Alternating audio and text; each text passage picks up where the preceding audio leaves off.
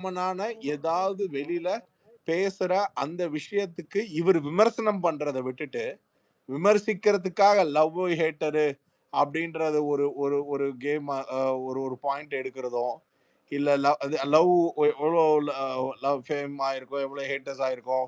அப்புறம் சம்பந்தமே இல்லாம ஒரு கிளாப் செஷன்ஸ காமிச்சு, அந்த கிளாப் செஷன்ஸ் மூலியமா ஒரு மோட்டிவேஷன் பண்றதும், சமயத்துல கிளாப்ஸே இல்லாத மாதிரி அத அப்படியே ரொம்ப இதாக்கி சைன குறைச்சு அவங்களுக்கு கன்ஃபியூஷன கிரியேட் பண்றதும், இந்த மாதிரியானது கன்டென்ட்ட பேசுறதுக்கு இவர் இந்த ப்ராப்ளம் அட்ரஸ் பண்றாரு. அவர் இந்த விஷயத்த கேட்கிறாரு.